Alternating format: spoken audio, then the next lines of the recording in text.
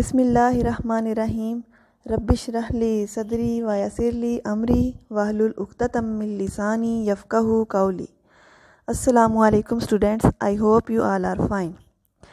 बच्चों, last time हम लोगों ने केमिस्ट्री का chapter number 9 chemical equilibrium start किया था और इसमें हम रिवर्सिबल और इरिवर्सिबल रिएक्शंस को डिस्कस कर रहे थे। तो रिवर्सिबल रिएक्शंस हमने ये डिस्कस किया था कि रिवर्सिबल रिएक्शन ऐसे होते हैं जिनमें प्रोडक्ट्स रिकम्बाइन करके रिएक्टेंट्स बनाते हैं, यानी कि प्रोडक्ट वापस बैकवर्ड डायरेक्शन के अंदर रिएक्टेंट्स बनाना शुरू कर देते हैं। और फिर हमने ये डिस्कस किया कि इनको हम डबल हेडेड एरो से रिप्रेजेंट करते हैं, जिसका सिंबल ये है। आज हमने रिवर्सिबल रिएक्शन को ही आगे फॉरवर्ड लेकर चलना है और इसको डिटेल में डिस्कस करना है कि रिवर्सिबल रिएक्शन कैसे ओकर होते हैं और रिवर्सिबल रिएक्शन किन किन स्टेप्स के अंदर कंप्लीट होते हैं। अच्छा, रिवर्सिबल रिएक्शन के अंदर दो काम हो रहे हैं। एक तो ये हो रहा है कि रिएक्टेंट्स मिलकर क्या बना रहे हैं, प्रोडक्ट बना रहे हैं, यानी कि रिएक्शन सीधा जा रहा है, रिएक्टेंट्स किस में चेंज हो रहे हैं, प्रोडक्ट्स में चेंज हो रहे हैं। फिर क्या होता है कि प्रोडक्ट्स वापस मिलके क्या बनाना शुरू कर देते हैं, रिएक्टेंट, यानी कि वो उलट डायरेक्शन के अंदर मूव करना शुरू कर देता है। तो इस रिएक्शन की हम ये कह सकते हैं कि ये रिएक्शंस दो डायरेक्शन के अंदर मूव करते हैं और उन डायरेक्शंस को नाम दिए गए हैं जो कि हैं फॉरवर्ड एंड रिवर्स रिएक्शन। अब आपको नाम से पता है कि वो रिएक्शन का वो पार्ट जिसके अंदर रिएक्टेंट्स प्रोडक्ट में चेंज हो रहे हैं, यानी कि जो सीधा चल रहा है, जो सिंपल रिएक्टेंट्स प्रोडक्ट के अंदर चेंज हो रहे हैं, उसको क्या बोलते हैं, फॉरवर्ड रिएक्शन। और जो इसके अंदर प्रोडक्ट्स रिकम्बाइन करके वापस रिएक्टेंट में चेंज हो रहे हैं, उसको हम क्या बोलते हैं, रिवर्स रिएक्शन बोलते हैं। तो reversible reaction take place in both ways, that is they consist of two reactions, that is forward reaction and reverse reaction. तो हम यूँ कह सकते हैं कि जो रिवर्सिबल रिएक्शन है वो दो रिएक्शंस के मिलने से बनता है। एक उसमें बनता है फॉरवर्ड रिएक्शन और दूसरा होता है बैकवर्ड रिएक्शन। फॉरवर्ड रिएक्शन का मतलब ऐसा रिएक्शन जिसमें रिएक्टेंट्स कंबाइन करके प्रोडक्ट में चेंज हो रहे हैं, और बैकवर्ड रिएक्शन का मतलब ऐसा रिएक्शन जिसमें प्रोडक्ट रिकम्बाइन करके वापस रिएक्टेंट में चेंज हो रहे हैं। तो ये दोनों डायरेक्शंस के अंदर मूव कर रहा है, फॉरवर्ड डायरेक्शन और रिवर्स डायरेक्शन। तो जो फॉरवर्ड डायरेक्शन है उसको फॉरवर्ड रिएक्शन का नाम दिया गया है और जो रिवर्स डायरेक्शन है उसको रिवर्स रिएक्शन का नाम दिया गया है। तो दोनों रिएक्शंस ही ना, फॉरवर्ड के अंदर रिएक्टेंट्स मिल रहे थे और प्रोडक्ट बना रहे थे। मींस के रिएक्शन मैंने आपको बताया था कि कुछ सब्सटेंस मिलते हैं और नए सब्सटेंस बनाते हैं, ठीक है। तो इसके अंदर रिएक्टेंट्स मिल रहे हैं, ए और बी मिल रहे हैं और सी और डी प्रोडक्ट्स हमें दे रहे हैं, तो है तो ये रिएक्शन ही ना। इसी तरह अगर हम रिवर्स डायरेक्शन की बात करें तो उसमें क्या होता है, उसमें भी कुछ चीज़ें मिल रही हैं और कुछ चीज़ें बन रही हैं, यानी कि प्रोडक्ट्स मिल रहे हैं और रिएक्टेंट्स बन रहे हैं, है तो ये भी रिएक्शन। तो हम यूँ कह सकते हैं कि रिवर्सिबल रिएक्शन दो रिएक्शंस के मिलने से बनता है, एक है फॉरवर्ड रिएक्शन और दूसरा है रिवर्स रिएक्शन। फॉर एग्जांपल, एक एग्जांपल हम डिस्कस करते हैं कि हाइड्रोजन और आयोडीन मिलकर हाइड्रोजन आयोडाइड बनाते हैं। अब आयोडीन का कलर है पर्पल और हाइड्रोजन आयोडाइड होती है कलरलेस, ठीक है। जब हम आयोडीन को हाइड्रोजन के साथ फ्लास्क के अंदर हीट करते हैं तो उसका कलर होता है पर्पल, लेकिन जब वो दोनों मिलकर हाइड्रोजन आयोडाइड बनाते हैं तो उसका कलर आहिस्ता आहिस्ता कम होना शुरू हो जाता है। इसका मतलब क्या है कि आयोडीन जो है वो हाइड्रोजन के साथ रिएक्ट करके किस में चेंज हो रही है, हाइड्रोजन आयोडाइड, जिसका कोई कलर नहीं होता, यानी कि वो कलरलेस होता है, ठीक है। ये है फॉरवर्ड रिएक्शन, जब हाइड्रोजन और आयोडीन मिलकर क्या बना रहे हैं, कौन सी प्रोडक्ट बना रहे हैं, हाइड्रोजन आयोडाइड, जिसका क्या कलर है, कलरलेस है।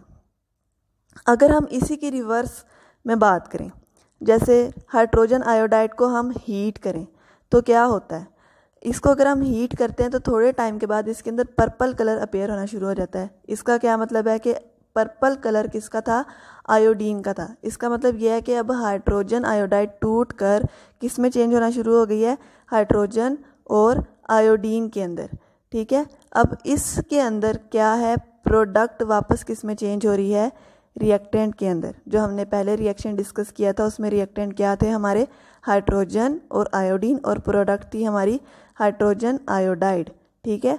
जब हमने उस प्रोडक्ट को यानी हाइड्रोजन आयोडाइड को हीट किया तो हमारे पास क्या बनना शुरू हो गया, हाइड्रोजन और आयोडीन, जो कि हमारे क्या थे, रिएक्टेंट्स। तो हम ये कह सकते हैं ये क्या है, बैकवर्ड रिएक्शन। तो जब हम इन दोनों रिएक्शन को इकट्ठे लिखेंगे तो कुछ ऐसा होगा, H2 + I2 reversible arrow 2HI। ठीक है, अब इस एरो से क्या पता चल रहा है कि रिएक्शन दोनों डायरेक्शंस के अंदर मूव कर रहा है। हाइड्रोजन और iodine as a reactant combine करके हाइड्रोजन आयोडाइड भी बना रहे हैं और हाइड्रोजन आयोडाइड वापस अपने रिएक्टेंट्स हाइड्रोजन और आयोडीन के अंदर चेंज भी हो रही है। ठीक है, फिर नीचे फ्लास्क के अंदर भी आपको बताया हुआ है कि जो पहली फ्लास्क है उसके अंदर हाइड्रोजन गैस को आयोडीन के साथ रखा गया है और थोड़े टाइम के बाद वो किस में, हाइड्रोजन आयोडाइड के अंदर कन्वर्ट हो रहे हैं और फिर रिवर्स डायरेक्शन के अंदर हाइड्रोजन आयोडाइड हाइड्रोजन गैस और आयोडीन के अंदर कन्वर्ट हो रही है। ये थी एक एग्जाम्पल। उसके बाद नेक्स्ट एग्जाम्पल है कि अगर हमारे पास एक फ्लास्क है उसके अंदर हम कैल्शियम ऑक्साइड और कार्बन डाइऑक्साइड को डालते हैं, यानी कि हमने कैल्शियम ऑक्साइड और कार्बन डाइऑक्साइड का रिएक्शन करवाया तो कैल्शियम ऑक्साइड और कार्बन डाइऑक्साइड मिलकर क्या बनाते हैं, कैल्शियम कार्बोनेट बनाते हैं, यानी कि CaCO3 बनाते हैं। कैल्शियम ऑक्साइड और कार्बन डाइऑक्साइड मिलकर कैल्शियम कार्बोनेट बनाते हैं। ये रिएक्शन है CaO + CO2 एरो CaCO3, यानी कि कैल्शियम ऑक्साइड और कार्बन डाइऑक्साइड मिलकर कैल्शियम कार्बोनेट बना रहे हैं। ओके, अब जो हमारे पास ये प्रोडक्ट बनी है कैल्शियम कार्बोनेट, इसको हम दो कंडीशंस के अंदर डिस्कस करेंगे। The calcium carbonate formed is heated in 2 conditions. अब कैल्शियम कार्बोनेट जो हमारे पास बनी है ना, इसको हमने हीट करना है 2 कंडीशंस के अंदर। एक तो कंडीशन ये है कि आपने उसको ओपन फ्लास्क के अंदर हीट करना है, यानी कि उसको आपने ऊपर से ओपन रखना है, और दूसरी कंडीशन के अंदर हमने इसको क्लोज्ड फ्लास्क के अंदर हीट करना है। ठीक है, तो सबसे पहले हम इसको ओपन फ्लास्क के अंदर हीट करेंगे। देखिए, हमने एक रिएक्शन करवाया है कैल्शियम ऑक्साइड और कार्बन डाइऑक्साइड का, उससे हमारे पास प्रोडक्ट बनी कैल्शियम कार्बोनेट। अब जो हमारे पास कैल्शियम कार्बोनेट प्रोडक्ट आई है उसको हम 2 कंडीशंस के अंदर हीट करके देखेंगे। पहली कंडीशन है कि हम उसको ओपन फ्लास्क के अंदर हीट कर रहे हैं और दूसरी कंडीशन ये है कि हम उसको क्लोज फ्लास्क के अंदर हीट कर रहे हैं। तो पहले जब हम उसको ओपन फ्लास्क के अंदर कैल्शियम कार्बोनेट लेते हैं और उसको हम क्या करते हैं, हीट करते हैं, तो क्या होता है, हमारे पास प्रोडक्ट बनती है कैल्शियम कार्बोनेट, कैल्शियम ऑक्साइड और कार्बन डाइऑक्साइड, यानी कि हमारा प्रोडक्ट वापस किसके अंदर चेंज हो जाता है, रिएक्टेंट्स के अंदर चेंज हो जाता है। हमारा जो प्रोडक्ट था वो डीकम्पोज हो जाता है। ठीक है, लेकिन हमारे पास यहाँ पर जो कार्बन डाइऑक्साइड है, आप सब जानते हैं कार्बन डाइऑक्साइड क्या है, गैस है। हमने क्या ली थी, ओपन वेसल ली थी। ये जो कार्बन डाइऑक्साइड गैस है ये इस्केप कर जाती है, उसमें से निकल जाती है, क्योंकि आपको पता है गैस उड़ती है। ठीक है, तो कैल्शियम कार्बोनेट किन 2 प्रोडक्ट्स के अंदर चेंज हुआ, calcium oxide and carbon dioxide, और इसमें से कार्बन डाइऑक्साइड जो सी होती है वो इस्केप कर जाती है। ये क्या कंडीशन थी, और सारे का सारा कैल्शियम कार्बोनेट किस में चेंज हो जाता है, CaO और CO2 के अंदर। CO2 उड़ जाती है और पीछे हमारे पास क्या बच जाता है, CaO, यानी कि कैल्शियम ऑक्साइड। ओके, जो सेकंड कंडीशन थी हमारे पास, इसका मतलब यह है कि यहाँ पर डीकम्पोजिशन हो रही है। कैल्शियम कार्बोनेट किसके अंदर डीकम्पोज हो रहा है, कैल्शियम ऑक्साइड और कार्बन डाइऑक्साइड की।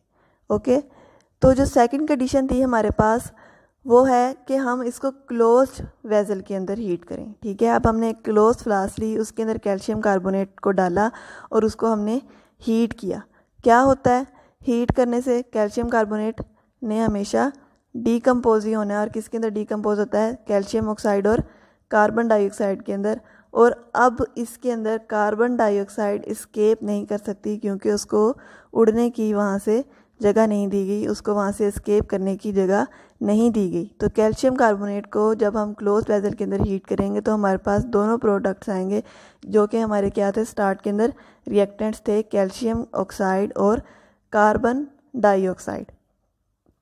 अब कार्बन डाइऑक्साइड एस्केप नहीं करेगी तो क्या होगा, शुरू के अंदर तो हमारे पास कैल्शियम कार्बोनेट किसके अंदर चेंज होगी, कैल्शियम ऑक्साइड और कार्बन डाइऑक्साइड के। अंदर। लेकिन फिर कुछ टाइम के बाद क्या होगा, जो कैल्शियम ऑक्साइड है और कार्बन डाइऑक्साइड है ये रिकम्बाइन करना शुरू कर देंगे। ठीक है, क्योंकि हमने जब स्टार्ट के अंदर रिएक्शन पढ़ा था तो हमने ये पढ़ा था कि जब कैल्शियम ऑक्साइड और कार्बन डाइऑक्साइड इकट्ठे एक जगह पर रहते हैं तो वो कंबाइन करके क्या बना देते हैं, कैल्शियम कार्बोनेट बना देते हैं। ठीक है, तो क्या होता है, जब हम कैल्शियम कार्बोनेट को हीट करते हैं तो वो कैल्शियम ऑक्साइड और कार्बन डाइऑक्साइड देते हैं और शुरू के अंदर रिएक्शन फॉरवर्ड डायरेक्शन के अंदर मूव करता है, यानी कि कैल्शियम कार्बोनेट किसके अंदर चेंज हो जाता है, कैल्शियम ऑक्साइड और कार्बन डाइऑक्साइड के। और अब कार्बन डाइऑक्साइड के पास उड़ने की जगह नहीं है तो वो क्या करता है, वो बैकवर्ड डायरेक्शन के अंदर मूव कराना शुरू कर देता है रिएक्शन को। ठीक है, तो सबसे पहले हमने क्या किया था, फॉरवर्ड रिएक्शन, सबसे पहले हमने क्या देखा कि फॉरवर्ड रिएक्शन होता है यहाँ पर कैल्शियम कार्बोनेट को हीट करने पर हमारे पास क्या बनता है, कैल्शियम ऑक्साइड और कार्बन डाइऑक्साइड, यानी कि यहाँ पर क्या हो रही है, कैल्शियम कार्बोनेट की डीकम्पोजिशन हो रही है और ये फॉरवर्ड डायरेक्शन है, यानी कि रिएक्टेंट जो है हमारा कैल्शियम कार्बोनेट है और क्या प्रोडक्ट्स आई हमारे पास, कैल्शियम ऑक्साइड और कार्बन डाइऑक्साइड। स्टार्ट के अंदर फॉरवर्ड रिएक्शन बहुत फास्ट होता है और आहिस्ता आहिस्ता ये स्लो होना शुरू हो जाता है, क्योंकि फिर कैल्शियम कार्बोनेट की अमाउंट कम होना शुरू हो जाती है और किसकी अमाउंट बढ़ना शुरू हो जाती है, कैल्शियम ऑक्साइड और कार्बन डाइऑक्साइड की। फिर क्या होता है, कैल्शियम ऑक्साइड और कार्बन डाइऑक्साइड कंबाइन करना शुरू करते हैं और ये वापस कैल्शियम कार्बोनेट बनाना शुरू कर देते हैं। और अब ये जो हमारा डीकम्पोजिशन वाला स्टेप था ये उसका उलट हुआ है, यानी कि कैल्शियम ऑक्साइड और कैल्शियम कार्बन डाइऑक्साइड अब यहाँ पर क्या कर रहे हैं, रिकम्बिनेशन कर रहे हैं और वापस क्या बना रहे हैं, कैल्शियम कार्बोनेट बना रहे हैं। और ये क्या है, ये रिवर्स रिएक्शन है। और जब फॉरवर्ड रिएक्शन और रिवर्स रिएक्शन दोनों बराबर हो जाते हैं तो उसको हम क्या बोलते हैं, केमिकल इक्विलिब्रियम। ओके, तो इस तरीके से पता चलता है कि केमिकल इक्विलिब्रियम कैसे काम करती है, कि जब प्रोडक्ट्स को मौका मिल जाता है मिलने का तो वो मिलकर वापस क्या बनाना शुरू कर देते हैं, रिएक्टेंट्स बनाना शुरू कर देते हैं, वापस रिएक्टेंट्स के अंदर कन्वर्ट होना शुरू कर देते हैं। क्योंकि उसके अंदर जब हमने कैल्शियम कार्बोनेट वाली एग्जांपल पढ़ी है तो उसके अंदर क्या था कि कार्बन डाइऑक्साइड को पहले तो जब उड़ने का मौका दिया गया तो हमारी तो एक प्रोडक्ट ही कम हो गई ना, कैल्शियम ऑक्साइड और कार्बन डाइऑक्साइड दोनों होंगे, दोनों मिलेंगे तो ही कैल्शियम कार्बोनेट बनाएंगे। लेकिन कार्बन डाइऑक्साइड ओपन फ्लास्क की वजह से उसमें से एस्केप कर गई और पीछे हमारे पास सिर्फ कैल्शियम ऑक्साइड बचा, तो उसको रिएक्ट करने के लिए कार्बन डाइऑक्साइड अवेलेबल थी ही नहीं। लेकिन जब हम लोगों ने क्लोज फ्लास्क ली, क्लोज फ्लास्क के अंदर कार्बन डाइऑक्साइड एस्केप नहीं कर सकती, यानी कि उसको वहाँ से भागने का मौका नहीं मिला, तो अब उसकी मजबूरी हो जाएगी कि वो कैल्शियम ऑक्साइड के साथ कंबाइन करे और क्या बना दे, कैल्शियम कार्बोनेट बना दे और रिएक्शन को रिवर्स डायरेक्शन के अंदर मूव करे। ओके, तो जब स्टार्ट होता है रिएक्शन तब फॉरवर्ड रिएक्शन ज़्यादा होता है, क्योंकि हमारे पास तब तो हमारे पास प्रोडक्ट है ही नहीं, तब सिर्फ हमारे पास रिएक्टेंट है और रिएक्टेंट किसके अंदर चेंज हो रहा है, प्रोडक्ट के अंदर चेंज हो रहा है। तो स्टार्ट में फॉरवर्ड रिएक्शन ज़्यादा फास्ट होता है और रिवर्स रिएक्शन बिल्कुल भी नहीं होता। और फिर जब थोड़े वक्त के बाद क्या होता है कि फिर जो रिवर्स रिएक्शन है वो फास्ट हो जाता है और फॉरवर्ड रिएक्शन कम हो जाता है, क्योंकि हमारे पास रिएक्टेंट की अमाउंट अब कम हो जाती है और प्रोडक्ट की ज़्यादा हो जाती है और प्रोडक्ट रिकम्बाइन करके बैकवर्ड डायरेक्शन के अंदर मूव करना शुरू कर देते हैं और रिएक्टेंट बनाना शुरू कर देते हैं। फिर क्या होता है, एक टाइम ऐसा आ जाता है कि जब फॉरवर्ड रिएक्शन और बैकवर्ड रिएक्शन की स्पीड बराबर हो जाती है, यानी कि जितने रिएक्टेंट्स होते हैं उतने ही प्रोडक्ट्स होते हैं और जितने प्रोडक्ट्स होते हैं उतने ही रिएक्टेंट होते हैं और जितने रिएक्टेंट मिलकर प्रोडक्ट बना रहे होते हैं उतने ही प्रोडक्ट मिलकर वापस रिएक्टेंट बना रहे होते हैं। ओके, तो इस तरीके से हमारे पास इक्विलिब्रियम इस्टेब्लिश हो जाता है और इसको हम क्या बोलते हैं, केमिकल इक्विलिब्रियम। क्या है इक्विलिब्रियम का मतलब, मैंने आपको बताया था कि इक्विलिब्रियम का मतलब होता है बैलेंस। ठीक है, अब यहाँ पर किसके दरमियान में बैलेंस आया है, यहाँ पर हमारे पास फॉरवर्ड और बैकवर्ड रिएक्शन के दरमियान में, फॉरवर्ड और रिवर्स रिएक्शन के दरमियान में बैलेंस आया है। तो केमिकल इक्विलिब्रियम को हम डिटेल में नेक्स्ट लेक्चर में डिस्कस करेंगे। अभी हमने यहाँ पर रिवर्सिबल रिएक्शन के दो पार्ट्स यानी कि फॉरवर्ड रिएक्शन और बैकवर्ड रिएक्शन यानी कि रिवर्स रिएक्शन को डिस्कस किया है, तो हम उनके दरमियान में थोड़ा सा डिफरेंस देख लेते हैं या उनकी थोड़ी कैरेक्टरिस्टिक्स देख लेते हैं।